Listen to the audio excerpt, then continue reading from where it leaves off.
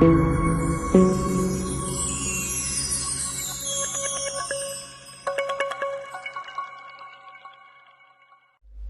सत्कारयोग सतगुरां दी साजी निवाजी गुरु रूप प्यारी गुरु सवारी साध संगत जी।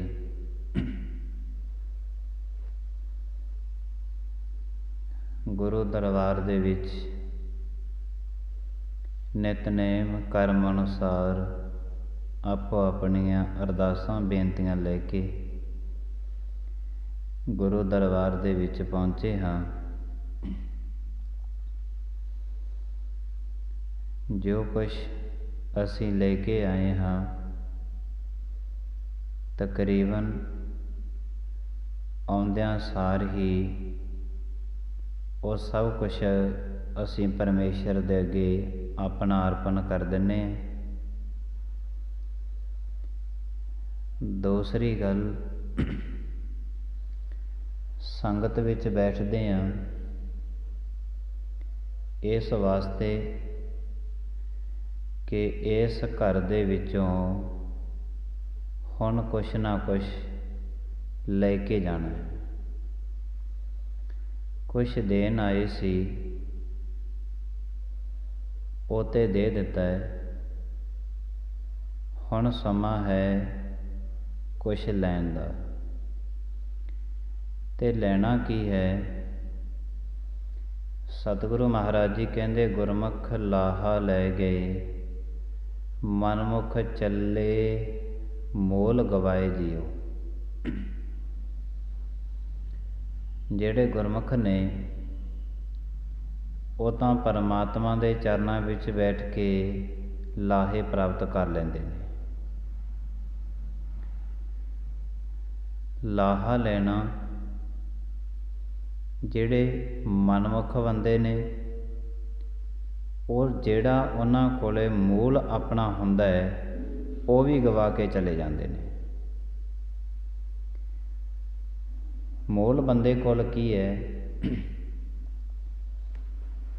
अपनी नींदर है, तन है, जो कुछ मनुख दे कोल है इहदा मूल है। जो कुछ भी इहदे कोल सी ये अपना भी गवा चलिया ते होर इन्हें लाहा लेता नहीं। समाज दे विच ना कुछ नियम ने कि मनुख किते भी अपना धन लेके जाता है, घरों खर्चदा है, वो इस वास्ते खर्चदा है ताकि आमदन जिहड़ी है वो दुगनी आवे। कुछ घरों लेके गए सी ते कुछ अपने घरे वापस लेके आउणा। सारे संसार दे नियम, संसार दे जिन्ने काम ने वो सारे ऐसे विषय नाल चलदे ने। दुनिया बाहर जाती है ते बाहर भी इसे वास्ते जाते ने कि चलो हुण लाया 20-25 लाख रुपया ते नाले ते बच्चे की जिंदगी बन जानी है ते नाले ये धन कमा के घर लेके आवेगा। समाज दे सारे काम खड़ी इसे गल ते ने। पर जे कोई बच्चा घरों धन ले जे, सारा खर्च आवे ते घरे कुछ वापस लैके ना आवे, उन्होंने फिर माँ बाप बहुता कुछ नहीं देंदे। एक बारी दे देंगे, 2-4 बारी दे देंगे, किन्ने क बारी दे जाणगे। अक्सर माँ बाप नूं ये गल कहनी पैंदी है कि तैनूं इस तो बाद इस घर दे विचों धन नहीं मिलना, क्योंकि तू नलायक पुत्र है, तू तो जिहड़ा कुछ घर दा हैगा वो भी गवा के आ जाना है। तैनूं किन्ने वारी भेजिया सी, तू तो भी गवा के आ जाना है। लायक पुत उसे नूं मन्निया जाता है जिहड़ा घरों धन लेके जावे, खर्च के आवे ते उस दे नाल अपनी आमदन नूं वधा के घर विच लेके आवे, जां कुछ पढ़ाई करके डिग्री करके घर विच आवे। उन्होंने लायक पुत बोलते हैं। ਸਮਾਜ ਦੇ ਸਾਰੇ ਕੰਮ ਇੰਝ ਹੀ ਚੱਲਦੇ ਨੇ। ਰੱਬੀ ਨਿਯਮ ਨੇ ਉਹ ਤੇ ਸਮਾਜਿਕ ਦੇ ਨਿਯਮ ਨੇ। ਇਹ ਪਰਮਾਤਮਾ ਦੇ ਘਰ ਦੇ ਵਿੱਚ ਮਰਜ਼ਾਦਾ ਹੈ ਕਿ ਜੋ ਕੁਛ ਤੇਰੇ ਕੋਲ ਹੈ ਉਹ ਤੂੰ ਲੈ ਕੇ ਆ। ਤੇ ਤੇਰੇ ਕੋਲ ਹੈ ਕੀ? ਜਪਜੀ ਸਾਹਿਬ ਆਪ ਜੀ ਪੜ੍ਹਦੇ ਹਾਂ ਨਿੱਤ ਆਪਾਂ। ਨਾ ਤਾਂ ਤੇਰਾ ਜੰਮਣਾ ਤੇਰੇ ਹੱਥ ਵਿੱਚ ਹੈ, ਨਾ ਤੇਰਾ ਜੀਵਣਾ ਤੇਰੇ ਹੱਥ ਵਿੱਚ ਹੈ, ਨਾ ਤੇਰਾ ਮਰਨਾ ਤੇਰੇ ਹੱਥ ਵਿੱਚ ਹੈ। ਆਖਣ ਜੋਰ ਚੁਪੈ ਨਾ ਜੋਰ, ਜੋਰ ਨਾ ਜੀਵਨ ਮਰਨ ਨਾ ਜੋਰ। ਕੁਛ ਵੀ ਨਹੀਂ ਹੱਥ ਵਿੱਚ। ਤੋ ਨਾ ਧਨ ਤੇਰਾ ਨਾ ਘਰ ਤੇਰਾ। ਇਹ ਵੀ ਗੁਰਬਾਣੀ ਨੇ ਸਿੱਧ ਕੀਤੀ ਹੈ, ਖਸਮ ਮਰੈ ਤੋ ਨਾਰ ਨਾ ਰੋਵੈ, ਉਸ ਰਖਵਾਰਾ ਔਰੋ ਹੋਵੈ। ਜਦ ਤੂੰ ਚੜ੍ਹਾਈ ਕਰ ਜਾਵੇਂਗਾ ਤੇ ਤੇਰਾ ਧਨ ਤੈਨੂੰ ਰੋਵੇਗਾ ਨਹੀਂ, ਤੇਰੇ ਪਦਾਰਥ ਤੈਨੂੰ ਰੋਣਗੇ ਨਹੀਂ, ਤੇਰਾ ਘਰ ਮਕਾਨ ਤੈਨੂੰ ਜ਼ਮੀਨ ਜਾਇਦਾਦ ਮਸ਼ੀਨਰੀ ਇਹ ਤੈਨੂੰ ਰੋਣਗੇ ਨਹੀਂ ਕਿ ਸਾਡਾ ਮਾਲਕ ਚਲਿਆ ਗਿਆ, ਕਿਉਂਕਿ ਉਹਨਾਂ ਦਾ ਮਾਲਕ ਦੂਜਾ ਆ ਗਿਆ। ਸਤਿਗੁਰੂ ਮਹਾਰਾਜ ਜੀ ਕਹਿੰਦੇ ਇਹ ਵੀ ਸਾਰਾ ਕੁਛ ਤੇਰਾ ਨਹੀਂ ਹੈ। ਤੋ ਤੇਰਾ ਆਪਣਾ ਹੈ ਕੀ? ਤੇਰੇ ਆਪਣੇ ਹੈਗੇ ਨੇ ਦੁਨੀਆ ਭਰ ਦੇ ਵਿੱਚ ਤੂੰ ਕਮਾਏ ਹੋਏ ਅਵਗਣ। ਅਵਗਣ ਨੇ ਤੇਰੇ ਆਪਣੇ। ਉਹ ਸਾਰੇ ਦੇ ਸਾਰੇ ਅਵਗਣ ਤੋਂ ਪਰਮਾਤਮਾ ਦੇ ਚਰਨਾਂ ਵਿੱਚ ਲਿਆ ਕੇ ਤੇ ਰੱਖ ਦਿੱਤੇ ਨੇ। ਆਪਣਾ ਮੂਲ ਜੋ ਕੁਛ ਤੇਰਾ ਸੀ। ਪਰ ਇੱਥੋਂ ਆਪਣਾ ਸਾਰਾ ਕੁਛ ਦੇ ਕੇ ਇੱਥੋਂ ਕੁਛ ਨਾ ਕੁਛ ਲੈ ਕੇ ਵੀ ਜਾਣਾ ਹੈ। ਜਦੋਂ ਕੁਛ ਅਸੀਂ ਦਿੱਤਾ ਹੈ ਤੇ ਲੈਣਾ ਵੀ ਸਾਡਾ ਫਰਜ਼ ਬਣਦਾ ਹੈ। ਤੇ ਜੇ ਅਸੀਂ ਦੇ ਹੀ ਗਏ ਲੈ ਕੇ ਕੁਝ ਵਾਪਸ ਨਾ ਗਏ ਤਾਂ ਜ਼ਿੰਦਗੀ ਅਜਾਈ ਚਲੀ ਜਾਵੇਗੀ। ਆਏ ਆ ਕਿਸ ਵਾਸਤੇ? ਕੁਛ ਦੇਣ ਅਤੇ ਕੁਛ ਲੈਣ। ਦੇਣਾ ਤਾਂ ਸਾਡਾ ਆਪਣਾ ਹੈ, ਜਿਹੜੇ ਸਾਰੇ ਜ਼ਿੰਦਗੀ ਦੇ ਗੁਨਾਹ ਨੇ ਪਰਮਾਤਮਾ ਦੇ ਅੱਗੇ ਰੱਖ ਦਿੱਤੇ ਨੇ। ਹੁਣ ਲੈਣਾ ਕੀ ਹੈ? ਗੱਲ ਲੈਣੇ ਤੇ ਖੜੀ ਹੈ। ਗੁਰੂ ਨਾਨਕ ਦੇਵ ਸਾਹਿਬ ਜੀ ਮਹਾਰਾਜ ਕਹਿੰਦੇ ਗੁਰਮੁਖ ਲਾਹਾ ਲੈ ਗਏ। ਜਿਹੜੇ ਗੁਰੂ ਦੇ ਵੱਲ ਮੁਖੜਾ ਕਰਕੇ ਆਏ ਸੀ ਨਾ, ਉਹਨਾਂ ਨੇ ਇਸ ਪਰਮਾਤਮਾ ਦੇ ਘਰ ਦੇ ਵਿੱਚੋਂ ਲਾਹਾ ਲੈ ਲਿਆ। ਇਹ ਸ਼ਬਦ ਗੁਰਬਾਣੀ ਦਾ ਇੱਥੋਂ ਦੋ ਪ੍ਰਮਾਣ ਲੱਗਦੇ ਨੇ ਸ਼ਬਦ ਤੇ।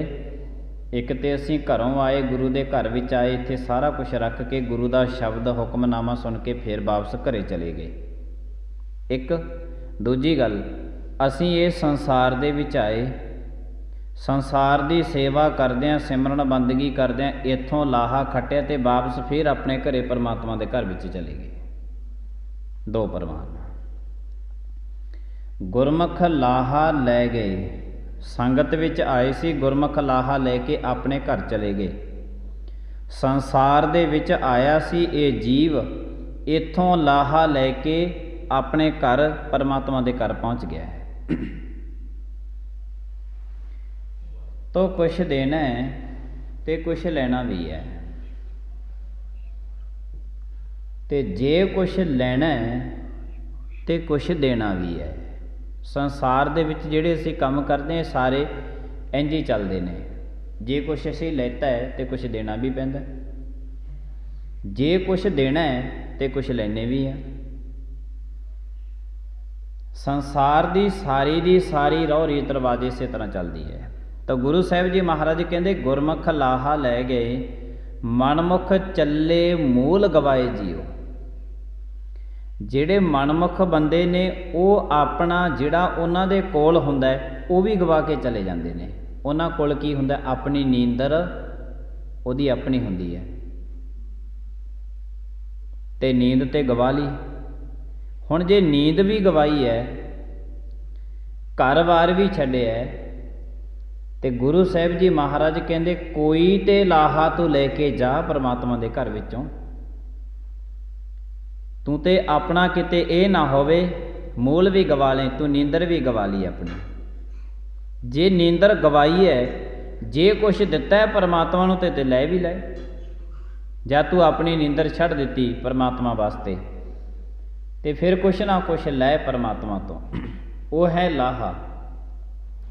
लाहा है परमात्मा दे नाम दा। गुरमुख सज्जन जन जिहड़े गुरु की संगत करते ने वो गुरु के दर ते आके लाहे प्राप्त करते हैं। परमात्मा के नाम का कुछ दे दिंदे हन जिंदगी के अवगुण ते इत्थों गुणां की दात जिहड़ी है वो परमात्मा के घर विचों लै जाते हैं। गुणां की दात सांझ करीजै गुण है केरी छोड़ अवगण चली है। अवगुणां नूं छोड़ देना है ते गुण जिहड़े ने उन्हां गुणां दी सांझ इत्थे आके पाउणी है। भाव के चंगे कर्म जिहड़े ने चंगे बोल जिहड़े ने चंगी नीयत जिहड़ी है उहदी इत्थे आके सांझ पाउणी है। क्योंकि सतगुरु महाराज जियां दी पावन पवित्र जिहड़ी गुरबाणी है ये मनुख नूं इसे ही रस्ते पाउंदी है कि जदों भी तू परमात्मा दे कोल आउना है अपना आप छड्ड ते फिर गुरु दे तू लड़ लग जा। गुरु साहिब जी महाराज तैनूं समरथ बख्शणगे, समरथ बख्शणगे। जदों तू रब दा प्यारा हो गया फिर सारे दे सारे रस्ते तेरे वास्ते खुल जाने ने। गुरु साहिब जी महाराज धन बाबा बुढ़ा साहिब जी महाराज जदों गुरु अमरदास साहिब जी महाराज गुरता गद्दी ते विराजमान सी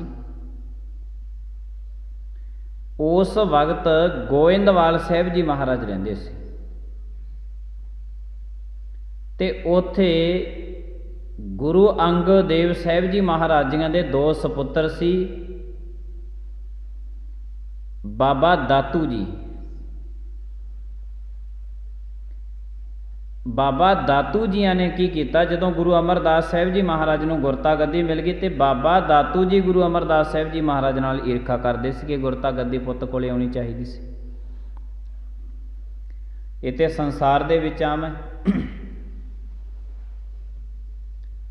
ते गुरु अंगद देव साहिब जी महाराज जियां दे जिहड़े सपुत्र सी बाबा दातू जी वो ईर्खा करते सी।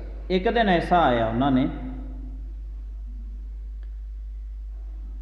गुरु अमरदास साहिब जी महाराज जियां दे बाबा दातू जियां ने लत्त मारी आके।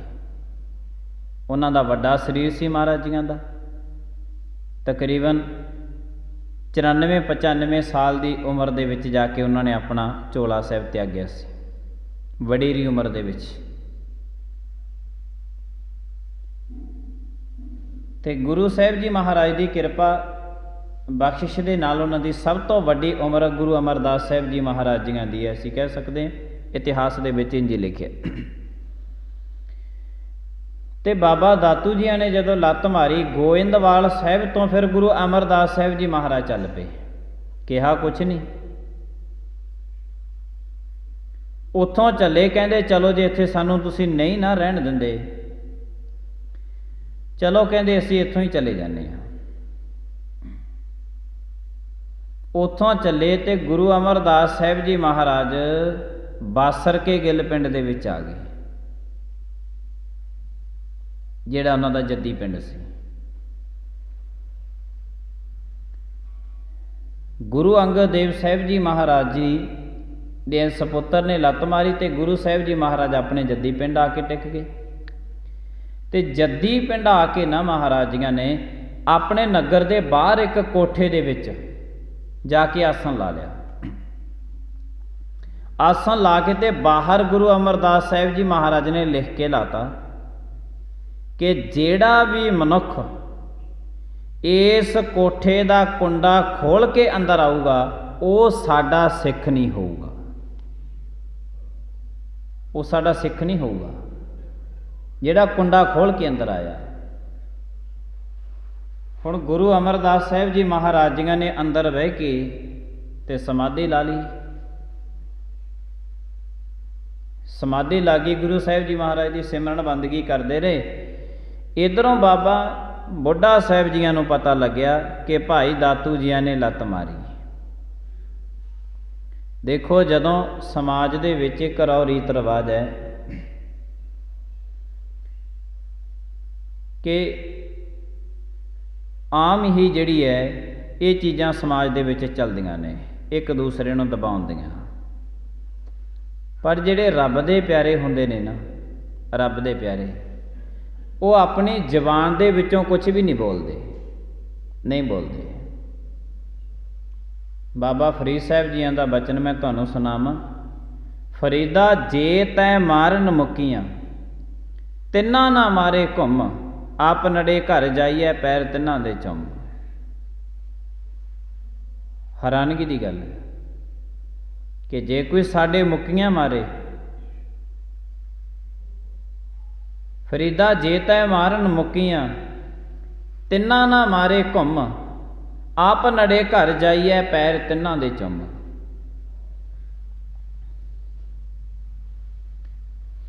ਕਿ ਜੇ ਕੋਈ ਮੁੱਕੀਆਂ ਮਾਰੇ, ਉਹਨਾਂ ਦੇ ਵਾਪਸ ਮੁੜ ਕੇ ਨਹੀਂ ਤੁਸੀਂ ਪਲਟ ਕੇ ਮਾਰਨਾ। ਇਹਦਾ ਤੁਹਾਨੂੰ ਮੈਂ ਅੰਦਰੂਨੀ ਪ੍ਰਮਾਣ ਸੁਣਾ ਦਿਆਂ, ਕਿਤੇ ਇਹ ਨਾ ਸਮਝੋ ਵੀ ਜਿਹੜੇ ਰੱਬ ਦੇ ਨਾਮ ਸੁਣਨ ਬੰਦ ਕਰਦੇ ਵੀ ਉਹਨਾਂ ਨੂੰ ਕੁੱਟੀ ਜਾਓ, ਇਹ ਗੱਲ ਨਹੀਂ। ਅੰਦਰੂਨੀ ਪ੍ਰਮਾਣ ਹੈ ਇਸ ਦਾ। ਜੇ ਤੈ ਮਾਰਨ ਮੁੱਕੀਆਂ, ਜੇ ਤੇਰੇ ਮੁੱਕੀਆਂ ਮਾਰਨ, ਕੌਣ ਮਾਰਦਾ? ਆਂਢੀ ਗੁਆਂਢੀ ਨੂੰ ਤਾਂ ਅਸੀਂ ਕਿਸੇ ਨੂੰ ਮਾਰ ਨਹੀਂ ਦਿੰਦੇ, ਕੋਈ ਰਿਸ਼ਤੇਦਾਰ ਵੀ ਨਹੀਂ ਮਾਰਦਾ। ਤੇ ਮਾਰਦਾ ਕੌਣ ਹੈ?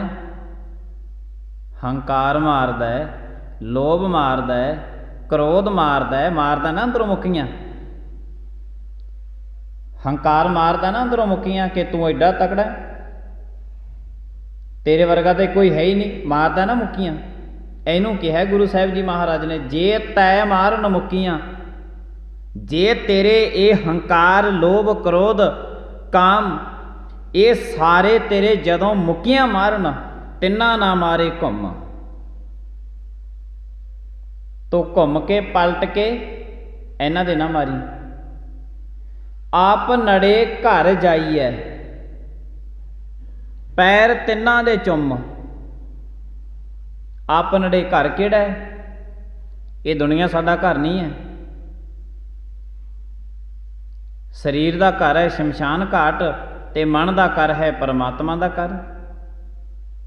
ਆਪ ਨੜੇ ਘਰ ਜਾਈਏ।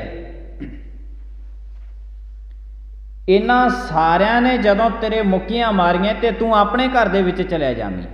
ਕਿਹਦੇ ਕੋਲ? ਤੇਰਾ ਆਪਣਾ ਘਰ ਹੈ ਪਰਮਾਤਮਾ ਦਾ ਘਰ, ਤੋਂ ਪਰਮਾਤਮਾ ਕੋਲ ਚਲਿਆ ਜਾਵੀਂ।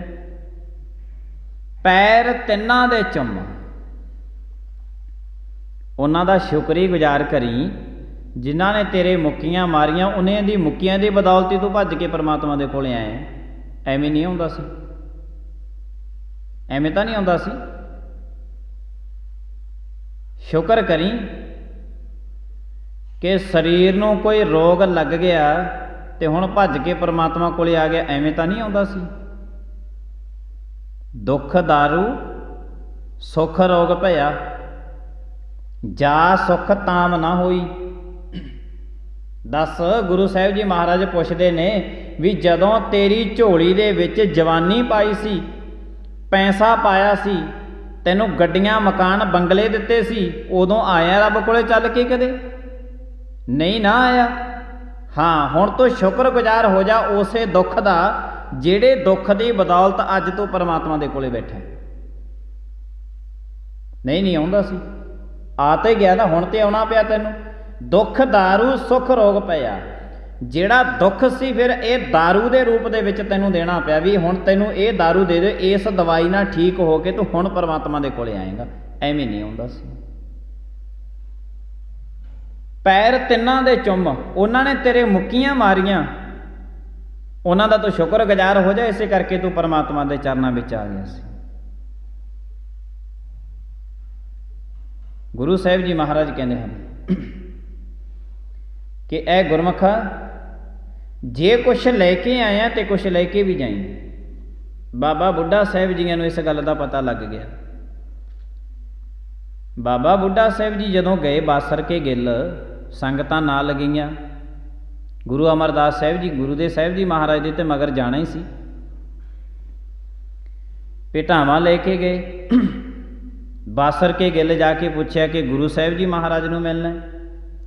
ਦੱਸ ਪੈ ਗਈ, ਕਹਿੰਦੇ ਬਾਹਰ ਨਗਰ ਤੋਂ ਇੱਕ ਕੋਠੇ ਦੇ ਵਿੱਚ ਬੈਠੇ ਨੇ। ਤੇ ਜਦੋਂ ਬਾਬਾ ਬੁੱਢਾ ਸਾਹਿਬ ਜੀ ਗਏ ਤੇ ਉਹ ਕੋਠੇ ਦੇ ਫੱਟੀ ਲਿਖ ਕੇ ਲਾਇਆ ਹੋਇਆ ਸੀ ਕਿ ਜਿਹੜਾ ਇਸ ਕੋਠੇ ਦਾ ਕੁੰਡਾ ਖੋਲੂਗਾ ਉਹ ਸਾਡਾ ਸਿੱਖ ਨਹੀਂ ਹੋਊਗਾ। ਹੁਣ ਇਹ ਗੱਲ ਬੜੀ ਵੱਡੀ ਸੀ। ਤੇ ਸਿੱਖ ਸੰਗਤ ਦੇ ਵਿੱਚ ਮੁਖੀਆ ਕੌਣ ਸੀ? ਬਾਬਾ ਬੁੱਢਾ ਸਾਹਿਬ ਜੀ। ਹੁਣ ਸੰਗਤ ਨੂੰ ਦਰਸ਼ਨ ਗੁਰੂ ਅਮਰਦਾਸ ਸਾਹਿਬ ਜੀ ਮਹਾਰਾਜ ਦੇ ਕਰਾਉਣੇ ਸੀ, ਬਾਬੇ ਬੁੱਢੇ ਨੇ। ਇੱਕ ਪਾਸੇ ਗੁਰੂ ਦੀ ਸੰਗਤ ਹੈ ਤੇ ਦੂਜੇ ਪਾਸੇ ਗੁਰੂ ਸਾਹਿਬ ਜੀ ਮਹਾਰਾਜ ਆਪ ਨੇ। ਤੇ ਵਿਚਕਾਰੇ ਇੱਕ ਫੱਟੀ ਲਿਖੀ ਹੋਈ ਹੈ ਜਿਤੇ ਲਿਖਿਆ ਜਿਹੜਾ ਸਿੱਖ ਇਸ ਦਾ ਕੁੰਡਾ ਖੋਲੂ ਉਹ ਸਾਡਾ ਸਿੱਖ ਨਹੀਂ ਹੋਵੇਗਾ। ਹੁਣ ਇਹ ਵੀ ਬੜੀ ਵੱਡੀ ਗੱਲ ਸੀ ਜਦੋਂ ਗੁਰੂ ਸਾਹਿਬ ਨੇ ਲਿਖ ਕੇ ਹੀ ਲਾਤਾ। ਤੇ ਹੁਣ ਕੁੰਡਾ ਖੋਲੇ ਵੀ ਕੌਣ? ਕਿਉਂਕਿ ਗੁਰੂ ਸਾਹਿਬ ਜੀ ਮਹਾਰਾਜ ਜੀਆਂ ਤੋਂ ਬਹੁਤ ਜਿਹੜੇ ਸੀਗੇ ਸਿੱਖ ਸੰਗਤਾਂ ਡਰਦੀਆਂ ਸੀ। ਹੁਣ ਤੇ ਕੌਣ ਡਰਦਾ ਹੈ? ਹੁਣ ਤੇ ਕੌਣ ਡਰਦਾ ਹੈ? ਸਿੱਖ ਸੰਗਤ ਪੁਰਾਣੇ ਜ਼ਮਾਨਿਆਂ ਦੇ ਵਿੱਚ ਦੁਨੀਆ ਡਰਦੀ ਹੁੰਦੀ ਸੀ, ਡਰਦੀ। ਅੱਜ ਤੋਂ ਤਕਰੀਬਨ ਮਹਿਜ 60-70 ਸਾਲ ਪਹਿਲਾਂ ਜੇ ਤੁਸੀਂ ਸੋਚੋ, ਉਦੋਂ ਦੁਨੀਆ ਡਰਦੀ ਸੀ। ਕਿੰਨਾ ਡਰਦੀ ਸੀ ਦੁਨੀਆ ਮਾੜੇ ਕੰਮਾਂ ਤੋਂ। ਜੇ ਕਿਸੇ ਇੱਕ ਘਰ ਦਾ ਕੋਈ ਪਸ਼ੂ ਖੁੱਲ੍ਹ ਜਾਂਦਾ ਨਾ ਤੇ ਘਰਦਿਆਂ ਨੂੰ ਪਤਾ ਨਾ ਲੱਗਦਾ, ਪਿੰਡ ਵਿੱਚ ਆ ਜਾਂਦਾ, ਪਿੰਡ 'ਚ ਘੁੰਮਦਾ ਪਸ਼ੂ। ਤੇ ਲੋਕ ਡਰਦੇ ਸੀ ਵੀ ਇਹ ਪਤਾ ਨਹੀਂ ਕਿਹਦਾ ਪਸ਼ੂ ਹੈ, ਵਿਚਾਰਿਆਂ ਨੇ ਕਿਵੇਂ ਲਿਆਂਦਾ ਹੋਣਾ, ਆਪਦੇ ਬੱਚੇ ਪਾਲਦੇ ਨੇ। ਉਹ ਪਸ਼ੂ ਨੂੰ ਫੜ ਕੇ ਤੇ ਉਹਨਾਂ ਦੇ ਘਰੇ ਆਪੇ ਬੰਨੇ ਹੁੰਦੇ ਸੀ ਜਿਹਦਾ ਪਸ਼ੂ ਖੁੱਲ੍ਹ ਕੇ ਆਇਆ ਹੁੰਦਾ ਸੀ। ਇਹ ਜ਼ਮਾਨਾ ਸੀਗਾ, ਤੁਸੀਂ ਸਾਰੇ ਸਿਆਣੇ ਬੈਠੇ ਹੋ, ਇਹ ਜ਼ਮਾਨੇ ਵਿੱਚ ਦੀ ਲੰਘੇ ਹੋ ਤੁਸੀਂ ਸਾਰੇ। ਅੱਜ ਤੋਂ 60-70 ਸਾਲ ਪਹਿਲਾਂ ਇਹ ਜ਼ਮਾਨਾ ਹੁੰਦਾ ਸੀ। ਆਹ ਦੁਨੀਆ ਪਤਾ ਨਹੀਂ ਕਿਹੜੇ ਹਿਸਾਬ ਨਾਲ ਕਹੀ ਜਾਂਦੇ ਅਸੀਂ ਤਰੱਕੀ ਕਰ ਗਏ। ਦੁਨੀਆ ਕਹਿੰਦੀ ਹੈ ਦੁਨੀਆ ਨੇ ਤਰੱਕੀ ਬਹੁਤ ਕਰ ਲਈ, ਪੜ੍ਹ ਲਿਖ ਗਏ, ਸੂਝਵਾਨ ਹੋ ਗਏ, ਸਕੂਲ ਕਾਲਜ ਯੂਨੀਵਰਸਿਟੀਆਂ, ਵੱਡੇ ਵੱਡੇ ਧਾਰਮਿਕ ਸਥਾਨ ਹੋ ਗਏ, ਸਾਡੇ ਪੱਕੇ ਮਕਾਨ ਹੋ ਗਏ, ਗੱਡੀਆਂ ਆ ਗਈਆਂ, ਬੰਗਲੇ ਬਣ ਗਏ, ਧਨ ਆ ਗਿਆ, ਔਲਾਦ ਸਾਡੀ ਹੈ, ਸਾਰਾ ਕੁਛ ਹੈ ਸਾਡੇ ਕੋਲ। ਕਹਿੰਦੇ ਬੜੀ ਵੱਡੀ ਤਰੱਕੀ ਕਰ ਲਈ। ਕਾਹਦੀ ਤਰੱਕੀ ਕੀਤੀ ਹੈ?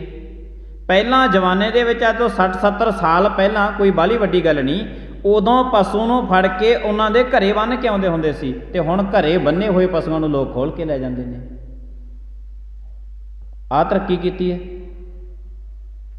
ਤਰੱਕੀ ਸਮਾਜ ਨੇ ਜ਼ਰੂਰ ਕੀਤੀ ਹੈ, ਪਰ ਮਾफ़ ਕਰਨਾ, ਮੈਂ ਗੁਰੂ ਸਾਹਿਬ ਦੀ ਹਜ਼ੂਰੀ 'ਚ ਬੈਠਾ, ਬੇਈਮਾਨੀ ਕਰਨ ਦੇ ਵਿੱਚ ਤਰੱਕੀ ਕੀਤੀ ਹੈ, ਠੱਗੀਆਂ ਕਰਨ ਦੇ ਵਿੱਚ ਤਰੱਕੀ ਕੀਤੀ ਹੈ, ਚੋਰੀਆਂ ਕਰਨ ਦੇ ਵਿੱਚ ਤਰੱਕੀ ਕੀਤੀ ਹੈ, ਪਰਾਇਆ ਹੱਕ ਖਾਣ ਦੇ ਵਿੱਚ ਤਰੱਕੀ ਕੀਤੀ ਹੈ। ਇਹਨਾਂ ਕੰਮਾਂ ਦੇ ਵਿੱਚ ਤਰੱਕੀ ਕੀਤੀ ਹੈ। ਹੋਰ ਕਿਹੜੇ ਪੱਖ ਤੋਂ ਤਰੱਕੀ ਹੋਈ ਹੈ? ਆ ਕਿਤੇ ਅੱਜ ਤੋਂ 70-80 ਸਾਲ ਪਹਿਲਾਂ ਸਾਨੂੰ ਘਰਾਂ ਦੀਆਂ ਐਡੀਆਂ ਵੱਡੀਆਂ ਕੰਧਾਂ ਕਰਨੀਆਂ ਪੈਂਦੀਆਂ ਸੀ। 10-10 ਘਰਾਂ ਦੇ ਜਿਹੜੇ ਖੁੱਲ੍ਹੇ ਖਲਾਰੇ ਘਰ ਹੁੰਦੇ ਸੀ, ਖੁੱਲ੍ਹੇ ਪਸ਼ੂ ਬੰਨੇ ਪਏ ਹੁੰਦੇ ਸੀ। 10-10 ਘਰਾਂ ਦੀ ਇੱਕ ਬਜ਼ੁਰਗ ਰਾਖੀ ਕਰਦਾ ਹੁੰਦਾ ਸੀ।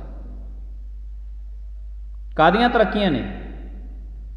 ਹਜੇ ਪਤਾ ਨਹੀਂ ਕਿਹੜੇ ਹਿਸਾਬ ਦੇ ਨਾਲ ਕਹੀ ਜਾਣਗੇ ਤਰੱਕੀਆਂ ਕਰ ਗਏ, ਤਰੱਕੀਆਂ ਕਰ ਗਏ। ਕਿਹੜੇ ਪੱਖ ਤੋਂ ਤਰੱਕੀਆਂ ਕੀਤੀਆਂ? ਕਦੇ ਬਾਬੇ ਨਾਨਕ ਤੋਂ ਆ ਕੇ ਪੁੱਛ ਲਓ ਵੀ ਮਹਾਰਾਜ ਸਾਨੂੰ ਦੱਸਿਓ, ਅਸੀਂ ਅੱਜ ਸਪੈਸ਼ਲ ਇਸ ਵਾਸਤੇ ਸੁਖਮਨੀ ਸਾਹਿਬ ਪੜ੍ਹਾਂਗੇ ਕਿ ਮਹਾਰਾਜ ਸਾਨੂੰ ਦੱਸਿਓ ਵੀ ਅਸੀਂ ਤਰੱਕੀ ਕੀਤੀ ਹੈ, ਅਸੀਂ ਤਰੱਕੀ ਕੀਤੀ ਹੈ ਜਾਂ ਨਹੀਂ ਕੀਤੀ। ਜੇ ਤਰੱਕੀ ਕਰਨੀ ਸੀ ਤਾਂ ਗੁਰੂ ਸਾਹਿਬ ਜੀ ਮਹਾਰਾਜ ਕਹਿੰਦੇ ਤੂੰ ਰੱਬ ਦੇ ਨਾਮ ਦਾ ਸਿਮਰਨ ਬੰਦਗੀ ਕਰਕੇ ਤਰੱਕੀ ਕਰਦਾ, ਜਾਂ ਇਮਾਨਦਾਰੀ ਸਮਾਜ ਦੇ ਵਿੱਚ ਰੱਖਦਾ, ਫਿਰ ਤਾਂ ਤੈਨੂੰ ਮੰਨ ਲੈਂਦੇ ਵੀ ਤੂੰ ਤਰੱਕੀ ਕੀਤੀ। ਹੁਣ ਕਾਹਦੀ ਤਰੱਕੀ ਹੈ? ਚੰਗੇ ਸੋਹਣੇ ਕੱਪੜੇ ਤੈਨੂੰ ਮਿਲ ਰਹੇ ਨੇ, ਚੰਗੇ 36 ਪ੍ਰਕਾਰ ਤੋਂ ਵੀ ਟੱਪ ਗਿਆ ਤੂੰ, ਭੋਜਨਾਂ ਦੇ ਪਦਾਰਥਵਾਦੀ ਯੁੱਗ ਹੈ, ਪਦਾਰਥ ਇੰਨੇ ਵੱਧ ਗਏ ਨੇ ਇਹਦੇ ਵਿੱਚ, ਇੰਨਾ ਕੁਛ ਤੈਨੂੰ ਮਿਲਿਆ, ਫਿਰ ਵੀ ਹਜੇ ਇੰਨਾ ਕੁਛ ਮਿਲਣ ਦੇ ਬਾਵਜੂਦ ਵੀ ਬੇਈਮਾਨੀਆਂ ਕਰਦਾ। ਤੇ ਕੀ ਤੂੰ ਬੇਈਮਾਨੀ ਕਰਨ ਨੂੰ ਤਰੱਕੀ ਕਹੀ ਜਾਂਦਾ? ਠੱਗੀਆਂ ਕਰਨ ਨੂੰ ਤਰੱਕੀ ਕਹੀ ਜਾਂਦਾ? ਚੋਰੀ ਕਰਨ ਨੂੰ ਤਰੱਕੀ ਕਹੀ ਜਾਂਦਾ? ਕਿਸੇ ਦਾ ਹੱਕ ਮਾਰਨ ਨੂੰ, ਇਹਨਾਂ ਨੂੰ ਤਰੱਕੀ ਕਹੀ ਜਾਂਦਾ? ਗੁਰੂ ਸਾਹਿਬ ਜੀ ਮਹਾਰਾਜ ਕਹਿੰਦੇ ਇਹੋ ਜਿਹੀ ਤਰੱਕੀ ਅਸੀਂ ਤਾਂ ਕੀਤੀ ਨਹੀਂ, ਜੇ ਤੂੰ ਕਰਨੀ ਹੈ ਤਾਂ ਕਰ ਸਕਦਾ। हजे भी मनुख कहता है गुरु साहिब नूं, ऐ महाराज मैं तां तेरा सेवक हाँ। फिर गुरु साहिब जी महाराज गुरबाणी जो सहज पाठ अखंड पाठ करवाने सुन लिया करो। उदों फिर महाराज कहते ने भी तू पुੱਤ ਤਾਂ ਸਾਡਾ बन गया, पर साडे ਵੱਲ ਝਾਤੀ मार ला भी असीं किसे दा घर उजाड़िया सी ते तू किसे दा वसाया। तेरा प्यो ने कदे किसे नाल बेईमानी कीती सी, तू जिहड़ा साडा पुੱਤ हो के बेईमानियां करदा, ठगियां करदा, चोरियां करदा, पराया हक खाना, ये तेरे प्यो ने कीता सी जिहड़े कर्म तू करदा। हजे पता नहीं किहड़े हिसाब दे नाल तू कही जाना कि महाराज मैं तुहाडा ही हाँ। महाराज कहंदे जे साडा तां सुन लै, फिर साडे वर्गा तां नहीं बन सकदा, पर जेड़ा रस्ता असीं अपने पुत्तां वास्ते तैयार कीता है वो रस्ते ते आ जा। ते गुरु साहब ने रस्ता तैयार किया है अपने सिख वास्ते कि ऐ सिखा गुरमुखा तेरे वास्ते दुनिया दे दारी दे विचों न्यारा रस्ता है। तू बेईमानी नहीं करेगा, ठगी नहीं करेगा, चोरी नहीं करेगा, किसी का हक नहीं खाएगा। ये सारिया चीज़ां छड्ड के गुरु गोबिंद सिंह महाराज कहते साडे रस्ते ते चल पाए, फिर ते पुत्त खवा लेगा। हुण जदों प्यो ने तां सारी जिंदगी कीते होण चंगे काम, ते पुत्त निकल जे नलायक नलायक, फिर वो जदों किसी नूं दसदा है कि मैं तां फलाने दा पुत्त है, फिर वो जिहनूं दसदा हुंदा ना वो कहंदा बेटा जी तेरे पिता ने ते बड़े चंगे काम कीते सीगे, तू तो सारी जिंदगी च एक भी चंगा काम नहीं किया। ठीक है असीं मन लैने, पर यह गल मनण दे विच नहीं आउंदी तू फलाने दा पुत्त है, हुंदा तां उसे दा ही पुत्त है, पर वो सियाणा बंदा कहने मनण दे विच नहीं आउंदी भी जिहो जे काम तेरे प्यो ने कीते सी जे उहनूं वधा नहीं सकदा सी, कम से कम उहनूं घटाउंदा तां ना। तीन तरह के सपुत्र मन्ने ने, पुत्त, कपुत्त अते सपुत्र। पुत्त तां कहंदे ने उहनूं, लै सुन लिओ बचन आ गया अज सामने, असीं कहने ना पुत्त पुत्त, पुत्त तां कहंदे ने उहनूं जिहड़ा अपने दादे पड़दादियां दी जमीन जायदाद, दादे पड़दादियां दा इज्जत मान उहनूं बराबर रखे, ना तां उहनूं घटण देवे ते ना ही उहनूं वधण देवे। भाव जे दादे ते प्यो ने बेईमानी नहीं की ये भी नहीं करता, दादे ते प्यो ने ठगी चोरी नहीं की ये भी नहीं करता, पर यह तो कोई चंगा काम भी नहीं होया, ईमानदारी वाला चंगा काम भी नहीं किया इन्हें कोई। भाव अपने दादे पड़दादियां दी जो कुछ इनू देन सी इन्हें बराबर रखी है, ना उन्होंने वधाया ते ना ही उन्होंने घटाया। उन्होंने कहते ने पुत्त। एक हुंदा कपुत्त, कपुत्त कपुत्त उन्होंने कहते ने जिहड़ा अपने प्यो दी दादे दी बनाई हुई जायदाद नूं खत्म कर दे। कपुत्त उन्होंने कहते ने जिहड़ा अपने दादे पड़दादे दी बनाई हुई इज्जत नूं मिट्टी दे विच रोल दे। कपुत्त उन्होंने कहते ने जिहड़ा अपने दादे पड़दादियां दे दसे हुए मार्ग ते ना चले, कराहे पे के अपनी जिंदगी बर्बाद करे, उन्होंने कपुत्त कहते ने। जिहदे प्यो ने, जिहदे दादे ने, जिहदे पड़दादे ने सारी जिंदगी दे विच कदे नशे नूं टच ना कीता होवे, अज ये नलायक कपुत्त इहो जिहा जम्मिआ जिहड़ा नशे तो बगैर रह नहीं सकदा, कपुत्त कहंदे ने उन्हां नूं। कपुत्त उहनूं कहंदे ने प्यो ने, दादे ने, पड़दादे ने कदे बेईमानी नहीं की, ठगी नहीं की, चोरी नहीं की, कदे किसी का घर नहीं उजाड़िया, कदे पराया हक नहीं खाता। अज एक कपुत्त इहो जिहा जम्मिआ, अज ये ठगियां भी करदा है, चोरियां भी करदा है, बेईमानियां भी करदा है, अज ये किसी के घर भी उजाड़दा फिरदा है, अज ये पराया हक भी खांदा फिरदा है। उहनूं कहंदे ने कपुत्त जम्मिआ साडे घरे। एक पुत्त जम्मिआ, एक कपुत्त जम्मिआ ते तीजा है सपुत्र। सपुत्र जिन्हों कहते ने, सपुत्र उन्होंने कहते ने जिहड़ा अपने ਪਿਓ ਦੀ, ਦਾਦੇ ਦੀ, ਪੜਦਾਦੇ ਦੀ ਜ਼ਮੀਨ ਜਾਇਦਾਦ ਦੇ ਵਿੱਚ ਵਾਧਾ ਕਰੇ। ਸਪੁੱਤਰ ਉਹਨੂੰ ਕਹਿੰਦੇ ਨੇ ਜਿਹੜਾ ਆਪਣੇ ਪਿਓ ਦਾਦੇ ਨੇ, ਜੇ ਪਿਓ ਨੇ ਕਿਸੇ ਇੱਕ ਦਾ ਘਰ ਵਸਾਇਆ ਹੋਵੇ ਤੇ ਅੱਜ ਪੁੱਤ 4 ਘਰ ਵਸਦੇ ਕਰਦੇ, ਉਹਨੂੰ ਸਪੁੱਤਰ ਕਹਿੰਦੇ ਨੇ। ਪਿਓ ਨੇ ਕਦੇ ਕਿਸੇ ਨਾਲ ਬੇਈਮਾਨੀ ਨਹੀਂ ਕੀਤੀ, ਠੱਗੀ ਚੋਰੀ ਨਹੀਂ ਕੀਤੀ। ਅੱਜ ਇਹ ਸਪੁੱਤਰ ਇਹੋ ਜਿਹਾ ਜਨਮਿਆ ਕਿ ਇਹਨੇ ਆਪਣੇ ਪਿਓ ਦੀ ਥੋੜੀ ਇੱਜ਼ਤ ਨੂੰ ਬਹੁਤੀ ਵੱਡੀ ਸਮਾਜ ਦੇ ਸਾਹਮਣੇ ਪ੍ਰਗਟ ਕਰ ਦਿੱਤੀ ਹੈ। ਆਪਦੇ ਪਿਓ ਦੀ ਇੱਜ਼ਤ ਬਹੁਤੀ ਵੱਡੀ ਸਮਾਜ ਦੇ ਵਿੱਚ ਕਰ ਦਿੱਤੀ ਹੈ। ਵਾਕਈ ਲੋਕ ਕਹਿੰਦੇ ਨੇ ਬਈ ਮਾਂ ਨੇ ਬਥੇਰੇ ਪੁੱਤ ਜੰਮੇ ਸੀ, ਪਰ ਜਿਹੜਾ ਫਲਾਣੇ ਦੇ ਘਰੇ ਸਪੁੱਤਰ ਜੰਮਿਆ ਨਾ, ਇਹੋ ਜਿਹਾ ਸਪੁੱਤਰ ਹਰੇਕ ਘਰ ਦੇ ਵਿੱਚ ਨਹੀਂ ਜੰਮਦਾ। ਹੁਣ ਸਰਵਣ ਵਰਗੇ ਪੁੱਤ ਕਦੇ ਘਰੇ ਘਰੀ ਜੰਮਦੇ ਨੇ? ਉਹਨੂੰ ਕਹਿੰਦੇ ਨੇ ਸਪੁੱਤਰ।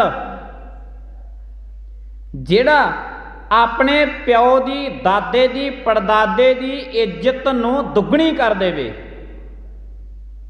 ਘਰ ਨੂੰ ਦੁੱਗਣਾ ਕਰ ਦੇਵੇ, ਮਾਣ ਸਤਿਕਾਰ ਨੂੰ ਦੁੱਗਣਾ ਕਰ ਦੇਵੇ, ਉਹਨੂੰ ਸਪੁੱਤਰ ਕਹਿੰਦੇ ਨੇ। ਨੋਟ ਕਰ ਲਿਓ, ਇੱਕ ਪੁੱਤ ਹੁੰਦਾ, ਇੱਕ ਕਪੁੱਤ ਹੁੰਦਾ ਤੇ ਇੱਕ ਹੁੰਦਾ ਸਪੁੱਤਰ। ਬਸ ਇਸ ਤੋਂ ਅੱਗੇ ਮੈਂ ਕੁਛ ਨਹੀਂ ਬੋਲਦਾ। ਹੁਣ ਆਪੋ ਆਪਣੀਆਂ ਜ਼ਿੰਦਗੀਆਂ ਤੇ ਸਾਰੇ ਹੀ ਝਾਤੀਆਂ ਮਾਰ ਲਓ ਵੀ ਕਿਹੜਾ ਤਾਂ ਪੁੱਤ ਹੈ, ਕਿਹੜਾ ਸਪੁੱਤਰ ਹੈ ਤੇ ਕਿਹੜਾ ਕਪੁੱਤ ਹੈ। ਇਹ ਆਪੋ ਆਪਣੀਆਂ ਜ਼ਿੰਦਗੀਆਂ ਤੇ ਸਾਨੂੰ ਝਾਤੀ ਮਾਰਨੀ ਪੈਣੀ ਹੈ। ਦਾਦੇ ਪੜਦਾਦਿਆਂ ਨੇ, ਸਾਡਿਆਂ ਨੇ ਕਰਮ ਨਹੀਂ ਕੀਤਾ, ਅਸੀਂ ਕਰਦੇ ਹਾਂ। ਤੋ ਕਿਸ ਆਧਾਰ ਤੇ ਸਮਾਜ ਕਹਿ ਰਿਹਾ ਕਿ ਅਸੀਂ ਤਰੱਕੀ ਕੀਤੀ ਹੈ? ਗੁਰੂ ਨਾਨਕ ਮਹਾਰਾਜ ਇੱਥੇ ਆਏ ਨੂੰ ਪੁੱਛਦੇ ਨੇ ਕਿ ਤੂੰ ਦੱਸ ਕਿਹੜੇ ਆਧਾਰ ਨੂੰ ਕਹਿਣਾ ਕਿ ਮੈਂ ਤਰੱਕੀ ਕੀਤੀ ਹੈ? ਬੇਈਮਾਨੀਆਂ ਵੱਧ ਗਈਆਂ ਸਮਾਜ ਦੇ ਵਿੱਚ, ਠੱਗੀਆਂ ਵੱਧ ਗਈਆਂ, ਚੋਰੀਆਂ ਵੱਧ ਗਈਆਂ, ਬੜਾ ਕੁਛ ਵੱਧ ਗਿਆ। ਇਹ ਸਾਰੀਆਂ ਚੀਜ਼ਾਂ ਘਟਣੀਆਂ ਚਾਹੀਦੀਆਂ ਸੀ, ਇਹ ਵੱਧ ਗਈਆਂ ਨੇ। ਤੇ ਹਜੇ ਸਮਾਜ ਬੜੇ ਪਿਆਰ ਸਤਿਕਾਰ ਦੇ ਨਾਲ ਮਹਾਰਾਜ ਨੂੰ ਆ ਕੇ ਕਹਿ ਦਿੰਦਾ, ਮਹਾਰਾਜ ਮੈਂ ਤਾਂ ਤੇਰੇ ਹੀ ਰੱਖਣ ਜੋਗਾ, ਤੂੰ ਮੈਨੂੰ ਰੱਖ ਲਈ। ਅੱਛਾ, ਵੀ ਹੁਣ ਤੂੰ ਐਸੇ ਹੀ ਰੱਖਣ ਵਾਲਾ ਹੀ ਹੈ? ਇਹਦਾ ਮਤਲਬ ਤੂੰ ਨਾਲੇ ਗੁਰੂ ਗ੍ਰੰਥ ਸਾਹਿਬ ਨੂੰ ਆਪਣਾ ਪਿਓ ਮੰਨ ਰਿਹਾ ਹੈ। ਤੇ ਜੇ ਪਿਓ ਮੰਨਦਾ ਤੇ ਫਿਰ ਜਿਵੇਂ ਤੇਰੇ ਪਿਓ ਨੇ ਕੀਤਾ ਸਪੁੱਤਰ ਬਣ ਕੇ ਉਵੇਂ ਕੰਮ ਕਰ, ਕਪੁੱਤ ਨਾ ਬਣ, ਸਪੁੱਤਰ ਬਣ। ਜੇ ਬਣਨਾ ਚਾਹੁੰਦਾ ਤਾਂ ਚੱਲ, ਜੇ ਸਪੁੱਤਰ ਨਹੀਂ ਬਣ ਸਕਦਾ ਤੇ ਕਮ ਸੇ ਕਮ ਮਹਾਰਾਜ ਕਹਿੰਦੇ ਤੂੰ ਸਾਡਾ ਪੁੱਤ ਹੀ ਬਣ ਜਾ, ਪੁੱਤ ਹੀ ਬਣ ਜਾ। ਜਿਹੋ ਜੀ ਜ਼ਿੰਦਗੀ ਤੈਨੂੰ ਦੇ ਕੇ ਤੋਰਿਆ ਉਹੋ ਜੀ ਜ਼ਿੰਦਗੀ ਵਾਪਸ ਲੈ ਕੇ ਆ ਜਾ। ਕਮ ਸੇ ਕਮ ਇਸ ਜ਼ਿੰਦਗੀ ਤੇ ਦਾਗ ਤਾਂ ਨਾ ਲਵਾ। ਜੇ ਇੱਕ ਵਾਰੀ ਦਾਗ ਲੱਗ ਗਿਆ ਜ਼ਿੰਦਗੀ ਤੇ, ਇਹ ਜ਼ਿੰਦਗੀ ਤੋਂ ਦਾਗ ਕਦੇ ਦੁਬਾਰੇ ਧੋਤੇ ਨਹੀਂ ਜਾਣੇ। ਅੱਜ ਤੱਕ ਜਿਹਨੂੰ ਦਾਗ ਲੱਗੇ ਨੇ ਧੋਤੇ ਨਹੀਂ ਗਏ। ਜਿਨ੍ਹਾਂ ਨੂੰ ਦਾਗ ਲੱਗੇ ਜਿਹੜੀ ਜ਼ਿੰਦਗੀ ਤੇ, ਬਾਕੀ ਸਾਰਾ ਕੁਝ ਧੋਤਾ ਜਾ ਸਕਦਾ ਹੈ।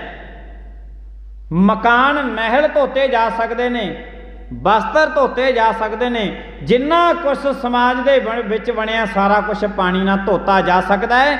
ਇੱਕੋ ਜ਼ਿੰਦਗੀ ਤੇ ਲੱਗਿਆ ਹੋਇਆ ਦਾਗ ਹੈ ਜਿਹੜਾ ਇਸ ਪਾਣੀ ਦੇ ਨਾਲ ਧੋਤਾ ਨਹੀਂ ਜਾਣਾ।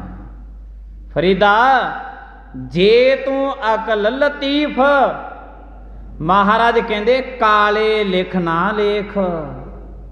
ਦੇਖੀ ਆ ਛੱਡ ਦੇ ਬੇਈਮਾਨੀਆਂ ਕਰਨੀਆਂ, ਛੱਡ ਦੇ ਠੱਗੀਆਂ ਚੋਰੀਆਂ, ਛੱਡ ਦੇ ਇਹ ਸਾਰਾ ਕੁਛ ਪਰਾਇਆ ਹੱਕ ਖਾਣਾ। ਇਹਨਾਂ ਨੂੰ ਗੁਰੂ ਸਾਹਿਬ ਜੀ ਮਹਾਰਾਜ ਕਾਲੇ ਲੇਖ ਕਹਿੰਦੇ ਨੇ। ਇਹ ਜ਼ਿੰਦਗੀ ਦੇ ਜੇ ਇੱਕ ਵਾਰੀ ਲੱਗ ਗਏ ਨਾ ਤੇ ਗੁਰੂ ਸਾਹਿਬ ਜੀ ਮਹਾਰਾਜ ਕਹਿੰਦੇ ਭਾਵੇਂ 7 ਸਮੁੰਦਰਾਂ ਦਾ ਪਾਣੀ ਇਕੱਠਾ ਕਰਕੇ ਸਰੀਰ ਤੇ ਪਾ ਲਈਏ, ਕਾਲੇ ਦਾਗ ਤੇਰੇ ਧੋਤੇ ਨਹੀਂ ਜਾਣੇ। ਇਹ ਨਹੀਂ ਧੋਤੇ ਜਾਣੇ। ਮੱਤ ਚੱਕਰ ਦੇ ਵਿੱਚ ਰਹੀ, ਬਸਤਰ ਧੋ ਲੇਗਾ, ਮਹਿਲ ਧੋ ਲੇਗਾ, ਜੋ ਕੁਝ ਸਮਾਜ ਦੇ ਵਿੱਚ ਬਣਿਆ ਧੋ ਲੇਗਾ, ਪਰ ਇਹ ਦਾਗ ਤੇਰੇ ਧੋਤੇ ਨਹੀਂ ਜਾਣੇ। ਫਰੀਦਾ ਜੇ ਤੂੰ ਅਕਲ ਲਤੀਫ, ਕਾਲੇ ਲਿਖ ਨਾ ਲੇਖ, ਆਪ ਨੜੇ ਗਿਰੀਵਾਨ ਮਹਿ ਸਿਰ ਨੀਵਾ ਕਰ ਦੇਖ। ਇਹ ਨਹੀਂ ਤੇਥੋਂ ਧੋਤੇ ਜਾਣੇ। ਤੇ ਜੇ ਗੁਰੂ ਸਾਹਿਬ ਜੀ ਮਹਾਰਾਜ ਕਹਿੰਦੇ ਆਪਣੀ ਜ਼ਿੰਦਗੀ ਦਾ ਭਲਾ ਚਾਹੁੰਦਾ, ਇਹਨਾਂ ਨੂੰ ਛੱਡ ਦੇ। ਦੁਨੀਆ ਤਾਂ ਬੜਾ ਹੰਕਾਰ ਕਰਦੀ ਹੈ। हंकार भी बाले प्रकार का हुंदा ना।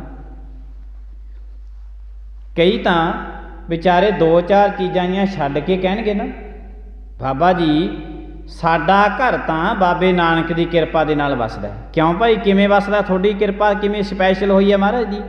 कहणगे जी साडे घरे असीं तां कदे आंडा नहीं वड़न दित्ता घरे। अच्छा ये तो तुसीं बड़ी वधिया गल कीती भाई, आंडा मीट शराब मच्छी कदी नहीं बन दित्ता कहंदे असीं घरे। तो फिर उन्होंने नाल ना 4 बातां करियां तो पता लगता है भी की हो गया जे इन्हां दे घरे ये चीज़ां नहीं आईयां। अपने घर दे विचों हंकार नूं कढ के दिखाओ, कड्डो क्रोध नूं किवें कड्डोगे, कड्डो बेईमानियां आपदे घरां दे विचों, लियाओ ईमानदारियां अपने घरां दे विच, इन्हां नूं अपने घरां दे विचों कड्डो, बेईमानियां नूं, ठगियां नूं, चोरियां नूं, पराया हक खाना इन्हां नूं अपने घर दे विचों कड्डो। 2-4 चीज़ां छड्ड के असीं रब दे महाराज दे सिख नहीं बन सकदे। दुनिया इसे नूं अपने सिर ते हंकार चक्की फिरदी है, असीं जी आ चीज़ां खांदे नहीं, असीं जी आ चीज़ां पींदे नहीं। लै दस ते अपने घर दे विचों हंकार कढ, जिहड़ियां बेईमानियां करदा तेरे वो नहीं याद? गुरु साहिब जी महाराज कहंदे इन्हां नूं छड्ड, गल्लां वाले हैन कनेरे छड्ड ना सकै कोई। गुरबाणी कदे झूठ मारदी है? गुरबाणी तां कहंदे गल्लां करदा है ते गल्लां कोई तो थोड़ियां करदा है। जिथे भी जदों घरों बाहर निकलदा है, जिथे खड़दा है, जिथे जाना है, जिथे बहना है, हर एक जगह ते तू सच्चियां गल्लां करदा है। गुरबाणी कहंदी सानू सब कुछ पता है कि कनेरियां गल्लां बहुत करदा है पर तू छड्डिया कुछ भी नहीं है। गल्लां वाले हैन कनेरे छड्ड ना सकै कोई। की हो गया तू मांस खाना छड़ता? की हो गया मांस खाना छड़ता? हक पराया नानका उस सूअर उस गाए। हुण सूर दा मांस खाण नूं जे कोई सानू कह दे, गां दा मांस खाण नूं जे कोई सानू कह दे ते असीं खा लांगे? नहीं ना खांदे। जे कोई असीं कह दईए ना जी साडे घरे तां कदे, साडे घरे नहीं कदे मांस रिझिया। अच्छा गऊ का तो सूर का मांस करे तुहाडे घरे रिझिया? नहीं रिझिया। तो गुरु नानक देव साहिब जी महाराज कहंदे हक पराया नानका की हो गया तू सूर का ते गां का मांस नहीं खांदा, पराया हक खा के अपने घर दे विच लैना सूर का ते मांस अते गां का मांस नित खा रहा ते अपने परिवार नूं खवा रहा तू। मैं नहीं कहंदा, गुरु नानक कहंदे ने हक पराया नानका उस सूअर उस गाए। जे पराया हक खाना ते गां दा ते सूर दा मांस लिया के खाना ते नले अपने परिवार नूं खवा रहे हैं। उस सूअर उस गाए गुर पीर हामा तां भरे। लै भरा लो भाई गुरु नानक तो जिन्हें अपनी हामा भराउणी है कि हाँ ये साडा प्यारा है। महाराज कहंदे गुर पीर हामा तां भरे जा मुरदार ना खाए। बाबा नानक कहंदा ओ तेरी हामा भरन वास्ते असीं तैयार बैठे हैं पर तू मुर्दियां नूं ना खाया कर। पराया हक खाना मुर्दियां दे समान है। सूर दा मांस खाना ते गां दे मांस खाण दे बराबर है। की हो गया तू मांस नहीं खांदा, पराया हक ते खा रहे तो फिर सारा कुछ खा रहे। 2-4 चीज़ां छड्ड के बंदा कहंदा कि मैं ए महाराज तेरा है। तो गुरु साहिब जी महाराज कहंदे जे साडा है साडे वर्गा नहीं बन सकता, साडे दसे हुए मार्ग ते चलण दे यतन कर, बेईमानी कर, चोरियां छड्ड, ठगियां छड्ड, पराया हक खाना छड्ड। गुरु साहिब जी महाराज ये चीज़ां छड्डण नूं कह रहे ने। खैर समाप्ति का समा हो गया। जदों बाबा बुढ़ा साहिब जी गए तो उन्होंने देखा भी महाराज ने तो लिख के ला दिता भी जिहड़ा कुंडा खोलूगा वो साडा सिख नहीं। फिर उत्थे बाबा बुढ़ा साहिब जी ने अरदास की गुरु नानक दे अगे, महाराज समरथ बख्शो संगतां नूं गुरु अमरदास साहिब जी महाराज दे दर्शन कराने ने। सोझी आई उस कमरे दे पिछां वाले पासे चले गए बाबा बुढ़ा साहिब जी। देखो मार्ग रस्ता कढ़िया, पिछां वाले पासे जाके बाबा बुढ़ा साहिब जी ने उस कोठे नूं पिछले वाले पासों सन ला के गुरु अमरदास साहिब जी महाराज दे दर्शन कीते। सन ला लिया कोठे नूं पिछों दी ते गुरु अमरदास साहिब जी महाराज ने जब फतेह बुलाई तो फतेह बुला के अरदास बेनती की, महाराज संगत उड़ीकदी है, आप जी कृपा करो कि संगतां नूं दर्शन दीदारे बख्शिश करो। गुरु अमरदास साहब जी महाराज कहन लगे बाबा बुढ़ा जी कहते असी लिख के लाया सी कि जिहड़ा कुंडा खोलूगा साडा सिख नहीं होऊगा। बाबा बुढ़ा साहब जी कहन लगे तुहाडा हुक्म सिर मत्थे मन्निया महाराज। कहते असी इस दरवाजे का कुंडा खड़काया नहीं ते ना खोलिया, असी तो इस कमरे के पिछां वाले पासे की सन ला के अंदर बड़े।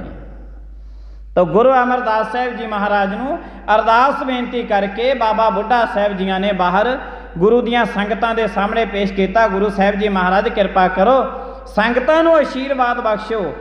तो गुरु साहब जी महाराज की कृपा के नाल अज उत्थे धार्मिक स्थान बनया गुरु साहब जी महाराज जियां दा गुरुद्वारा सन साहब। आप जी कदे अमृतसर साहब गए हो, गुरु साहब जी महाराज की कृपा के नाल दर्शन दीदारे तुसीं कीते होने ने। बासर के गिल ते गुरु साहब जी महाराज कहते हैं दसे हुए मार्ग ते चलन दे यतन कर। मैं एक परमाने शुरू किया सी कि कुछ लैके आए हैं, दिता गुरु साहब जी महाराज नूं आके अपना आप छड्डिया, तो इथों कुछ लैके भी जाना है। की लैके जाना है? इथों लाहा गुरमुख लाहा लै गए मनमुख चले मूल गवाए जियो। मनमुख बंदे ने अपनी नींद भी त्याग ली, गुरमुख बंदे फिर परमात्मा के घर दे विचों रब दे नाम का लाहा लेके जाते हैं। इत्थे समाप्ति का समा, भुल्लां चुक्कां दी खिमा, आईयां संगतां दा धन्नवाद। प्रेम दे नाल सारी संगत बुलायो फतेह। वाहिगुरू जी का खालसा वाहिगुरू जी की फतेह। तूं